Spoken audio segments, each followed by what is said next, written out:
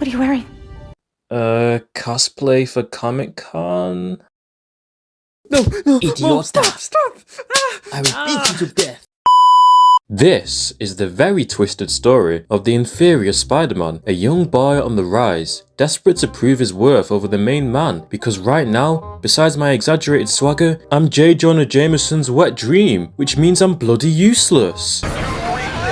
All this destruction is my fault, and I realise I simply ain't about that superhero life. Sure, riding the rhino is fun, but I can't even save a baby from imminent obliteration because the potential of a durability test against the rhino seems too cool to prevent. It's a shame that other Spider-Man is a boring twat. Anyway, the fight continues at the power station where Peter gets his ass whooped, but at least I got to do this cool, totally necessary backflip to save face for the both of us. However, with Pete sleeping on the job, I'm all alone, so it's up to me to put Rhino down. I fully prepared to get torn apart as I throw a desperate punch. But wait, I've got electric powers now. I might actually be built for this shit. Was this some sort of spider puberty? Who knows? Who cares? Because suddenly I'm in flow state, locked in, putting in the work, and before I knew it, I'd won my first fight. Wow. A true miracle. And the main Spider-Man was so impressed that he decides I can take care of the city now. And he can piss off on vacation. Of course, just leave the young black lad to do all your work. Yeah, I know what kind of man you are, Peter. Fresh off the heels of my promotion, I stopped by to visit my homeboy Ganke, changed into my cozy spider pajamas, and then I was off to investigate a break-in at Roxxon Plaza, a perfect opportunity to test out my new abilities on the new gang in town, who are after some new form energy. To be honest, I don't find out why though, cause I low-key got bored. So I went home, put on the fit of the century, and soaked in the Christmas spirit. Oh, and of course, we can't forget the tunes.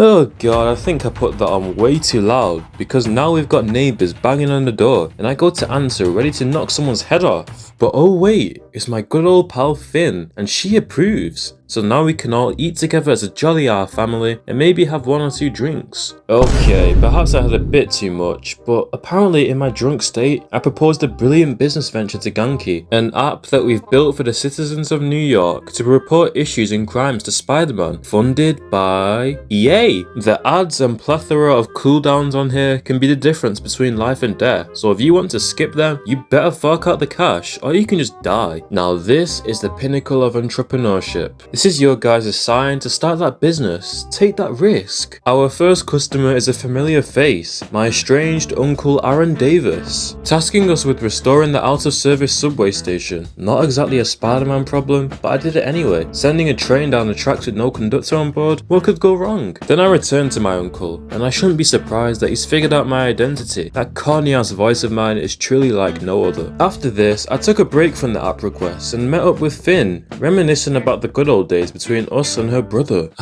We're such good friends, and I really can't wait for our friendship to grow stronger and stronger over time. Unfortunately though, we can't hang out forever, as I've got my mum's rally against Roxxon to attend, which I'm quite nervous about after the last time we did something like this. RIP Dad, I'm sure things will go swimmingly this time, which means they absolutely won't. Hey, at least there's no dead parents this time around. And we managed to stop the underground attack on the rally, but it turns out this was just a distraction to steal a new farm shipment on the bridge. So I swing on by, try to stop it, only to find out my best friend is the ringleader of this mysterious gang, and I was too stupid to realise my own family was hiding such a big secret. Then of course, my electric self blows everything up, so I'm low-key a terrorist now. Okay, maybe I did destroy the bridge and let a whole bus of civilians plummet to their death, but at least I tried, right guys? No, I'm just not good enough. I suck. All this destruction is my fault. So when Roxxon pull up to slime me out, I low-key accepted my fate. But wait, invisibility? We are so back, boys. Ooh, the things I could do with this power. Yes. No, stop it. If I can continue to pull random new abilities out of my ass whenever the plot calls for it, then I might actually have a shot of being a worthy Spider-Man. After I get rid of these damn pajamas. Ah, new suit, new me, and I've never felt better. So to kick off our new journey, I do some detective work to figure out Finn's motive, and it turns out her and her brother Rick were trying to shut down Roxxon's dangerous new farm project. But something happened to Rick, so I'm off to Roxxon Lab, tracking Finn's old phone to learn anything I can on what happened. And whilst I'm doing the usual sneaky shenanigans, I bump into the Prowler, a farmer mercenary for hire who's also my uncle? Can I not just have a normal set of family and friends? Jesus! Well, apparently Uncle Aaron has had dealings with Roxxon in the past, so with his help in hand, I made my way through the lab, got Finn's phone, and learned the truth. Simon Krieger killed her brother, and now she's on some kind of revenge against Roxxon. Well, I have what I need now, so me and Unk escape the lab, and he puts me on game, telling me to channel my inner manipulator, using Finn to get into the underground, and find out what their plan is. Well, usually I'm a nice guy, but for once, I want to try genuinely being horrible and lying straight to someone's face. Can't be that hard. Hey Finn, can I join your terrorist group that attacks my mum's political rally, resulting in her broken arm? Yeah, of course, Miles. Just like that, easy as pie. How can one be smart enough to have single-handedly created all this nanotechnology at the ripe age of 17, and yet dumb enough to believe such a blatant lie? I'm not complaining though, because now I've infiltrated their hideout and know exactly where they're hiding New Farm, taking us to the Gem Theatre, where we face some resistance, but it's simply not enough to stop me. And we learn that Finn is making a New Farm unstable to blow up the Roxxon Plaza reactor in my neighborhood. This crazy ass girl, man. Thankfully she's just a human with some gadgets, so it shouldn't be too hard to stop. As a last-ditch attempt to get her on my side, I revealed my beautiful face, resulting in me being ghosted. Yeah, I've been down this road before. Now lost and in need of some guidance, I turned to the local corner shop boss man for help. But this guy's barely got his own stuff together, and he doesn't seem to like the black Spider-Man. You racist! Regardless, I put on my customer service persona and agreed to find his stolen kitten. Aw, look at you. So cute. There's no way I'm returning you home to such a horrible man. You're much better off with me. Sure, there's very high chance that you could die, falling out of my bag as I swing, or getting crushed in the midst of battle, but you're gonna be a great asset and I won't let it come to that. Well, since the boss man wasn't much help, I turned to my uncle alongside my new sidekick for advice, but instead of helping me, he sends me on a fetch quest to finish his old mixtape, running around the city to sample noises. I sure hope this'll make me feel better.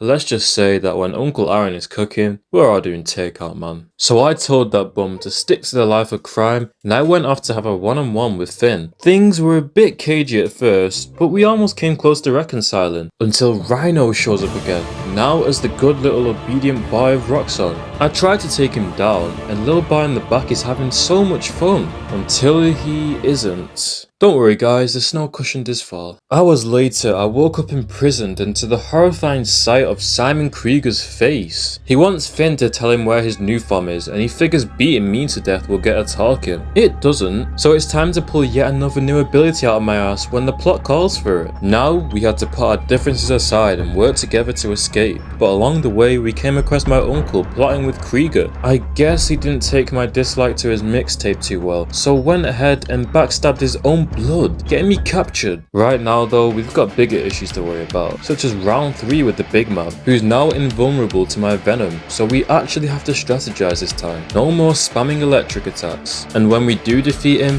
Finn is itching to kill the guy, but that's not the Spider-Man way, so of course I tell him not to, and then proceed to leave my unhinged and psychotic friend to babysit him, whilst I gather dirt on Simon to get him locked up. What could possibly go wrong?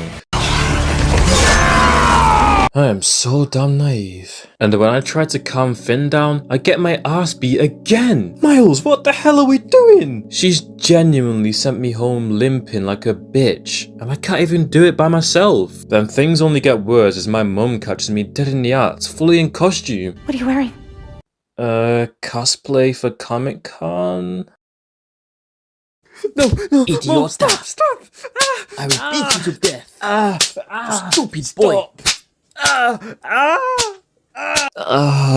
Man, those Latina mums don't play with the beatings. And after days of torture, she finally came around to accepting that I'm Spider-Man, as our neighborhood is at stake. If Finn blows up this reactor, then we're all cooked. So Ganke sends out the message for everyone in Harlem to evacuate and discovers Finn's setup at the Oscorp Science Center, which I'm straight off to, until I'm beamed out of the sky by my own uncle. Damn, I knew he was upset, but imprisoning me? Come on, Unc. All because I said your beats were straight cheeks? He tried to mask his upset under the guise of protecting me from getting hurt. Yeah, sure. Totally just trying to protect me, by the way.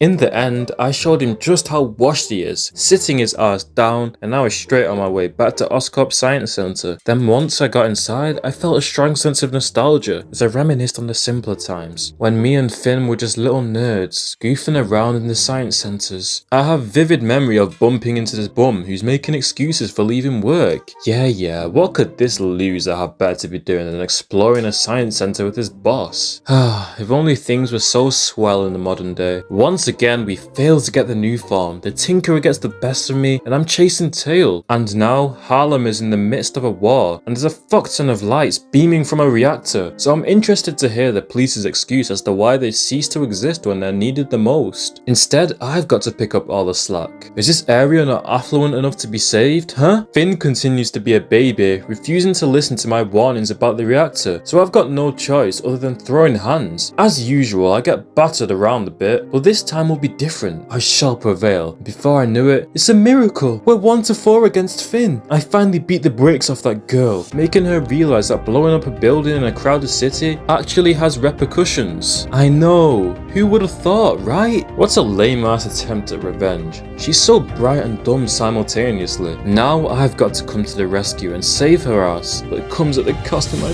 precious kitten. Because Lil Blood certainly did not survive that shit. So this is what Spider-Man is really about.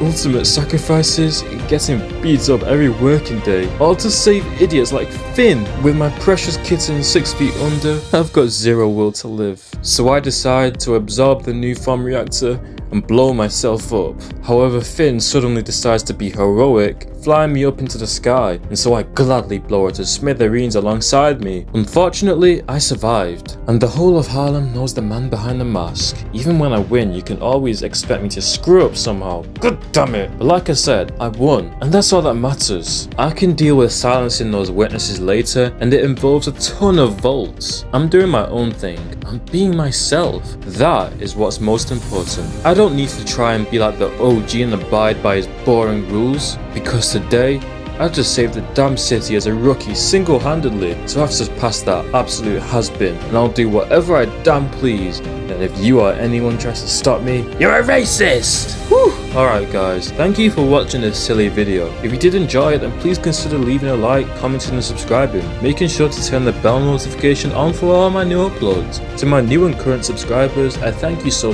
much, and I'll see you in the next one.